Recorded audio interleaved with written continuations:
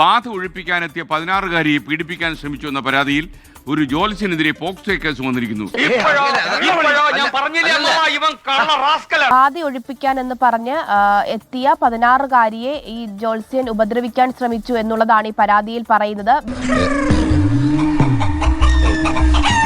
എനിക്ക് ജപം തുടങ്ങാൻ സമയമായി.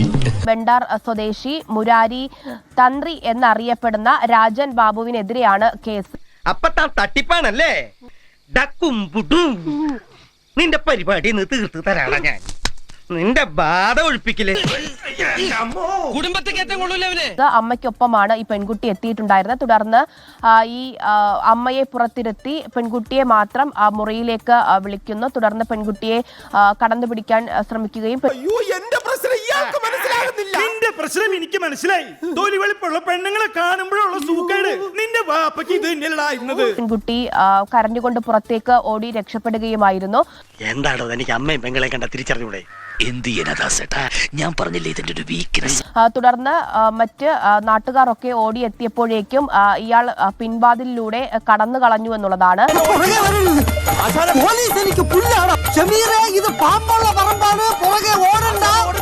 ഗായത്രി, ഞാൻ ഇദ്ദേഹത്തിന്റെ പടം കണ്ടപ്പോ എവിടോ വെച്ച് കണ്ടതുപോലെ. അത് തന്നെ. നീ ഒന്ന് റീവൈൻഡ് ചെയ്തേ. നിങ്ങള് എന്റെ മുമ്പിൽ എന്റെ കബഡിപ്പലകയുടെ മുമ്പിൽ വന്നിരുന്നാൽ ഭൂതേജ വർത്തമാനേജ സമയേജ ഭവിഷ്യതി, അതായത് ജ്യോതിഷം എന്ന് പറയുന്നത് വേദാംഗങ്ങളുടെ ഒരു ശാഖയാണ്. അതെന്തോന്ന് സാധനം?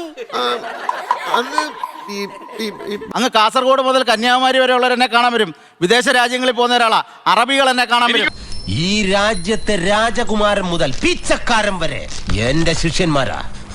എന്നെ തൊട്ടാൽ ഈ കോലാലംപൂരി എരിയും. ഒരാളെയെങ്കിലും എന്റെ മുമ്പിൽ വന്നിരിക്കുന്ന ഒരാളെയെങ്കിലും വസ്തുനിഷ്ഠമല്ലാത്ത ഒരു കാര്യം പറഞ്ഞ് മുരാരി കബളിപ്പിച്ചു എന്ന് പറഞ്ഞാൽ നിങ്ങൾക്ക് കൃത്യമായിട്ട് ഇവിടെ തെളിവ് നേരത്താം. അമ്മയ്ക്കൊപ്പമാണ് ഈ പെൺകുട്ടി എത്തിയിട്ടുണ്ടായിരുന്നത്. തുടർന്ന് ഈ അമ്മയെ പുറത്തിരുത്തി പെൺകുട്ടിയെ മാത്രം മുറിയിലേക്ക് വിളിക്കുന്നു. തുടർന്ന് പെൺകുട്ടിയെ കടന്നുപിടിക്കാൻ ശ്രമിക്കുകയും